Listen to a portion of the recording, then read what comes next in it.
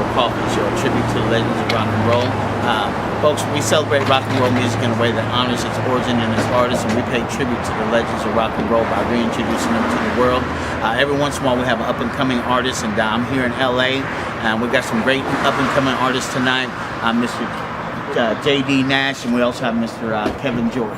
Okay, these guys are awesome guys, and we're here at the Universal Bar and Grill right before their performance. We got a lot of great questions for you guys today. First of all, let me start off by asking how y'all doing this evening. Good, how are you? I'm very good, very good. Good to see y'all. My pleasure. Okay, let me put it this way: you guys are where y'all from originally? Where are you from? Arizona. Arizona. Oh, I'm from LA. Are you? Okay, I've been out to Phoenix. I've been out to Tucson, Tempe. You ever been up, make it out there to the University of Arizona out in Tempe? Yeah. I used to hang out in Tempe all the time. Mill Avenue was kind of the place to go. Kind of like the mini Hollywood over there. I've had a great time out there when I was out there for about a month. You know? Are you guys yours? You guys are pretty much a band, right? How many people you got in your band? 4. 4 people in your band? All right. How long is the show tonight?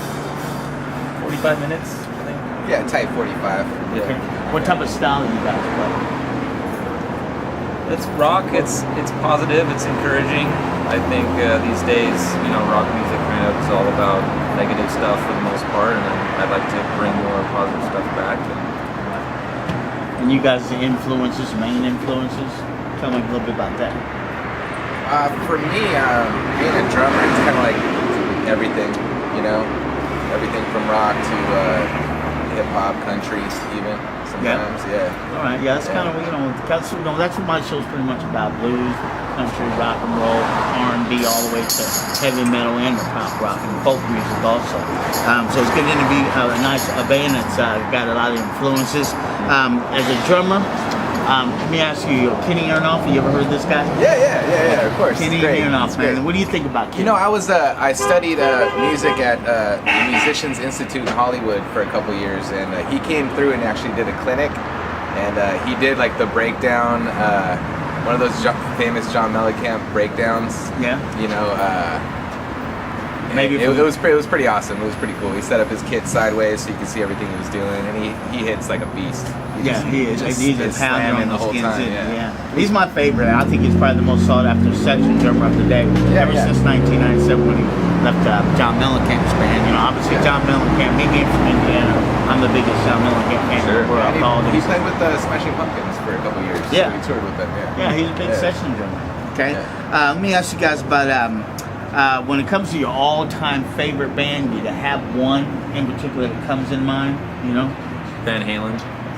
Man, that's a great choice. Because that's my next question. What about the boss? Well, I'm kind of on the boss. Well, I'm wearing the shoes and I have the keychain for the boss. Okay. I don't know.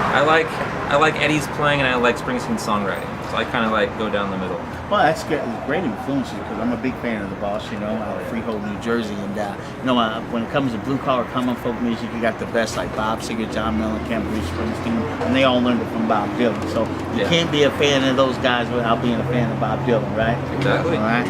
Now let's get back to Van Halen. That was my next question. So it's wonderful that Van Halen's actually one of my favorites. Because I think Eddie did some of his greatest work. Back from maybe I'd say 76 to maybe 84. Great songs. You guys know that Van Halen's gonna be here June 1st and June 9th. Y'all plan on going? I went to. I've seen Van Halen twice already, and I haven't seen the Boss, so I kind of had to pick the one that I go to because tickets are pretty awful. Yeah, I think they're like $1,500 a ticket. I plan on going somehow.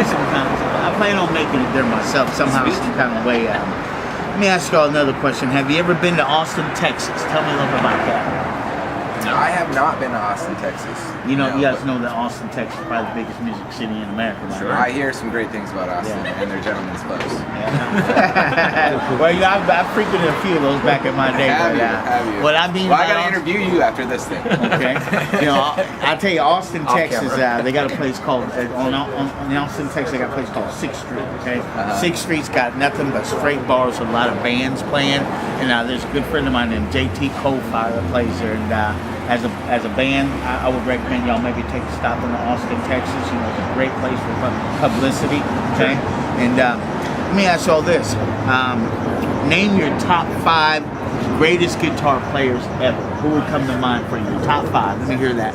I'll let JD take this one. Eddie, Springsteen,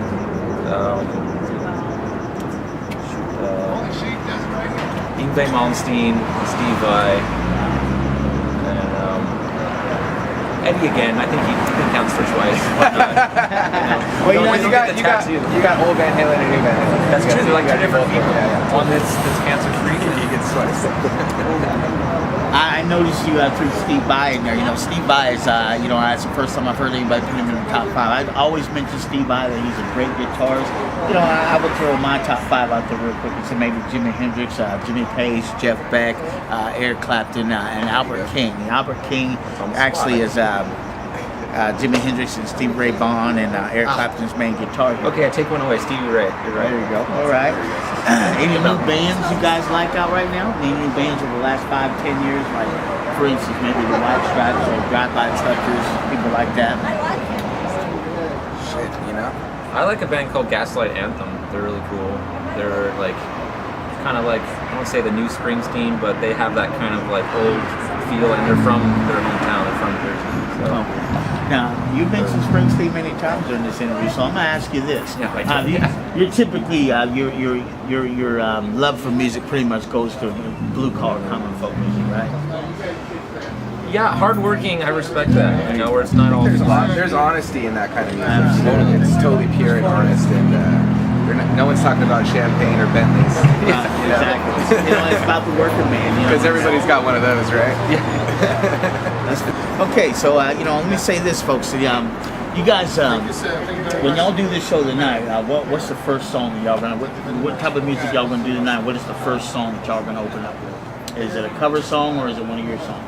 It's rock. It's one of our songs called "One Life, One Chance," and I did not write about a tattoo, even though they're one of my tattoos. Yeah. I figure we all have one life and one chance to do what we love, and one of the things is music for me and Kevin.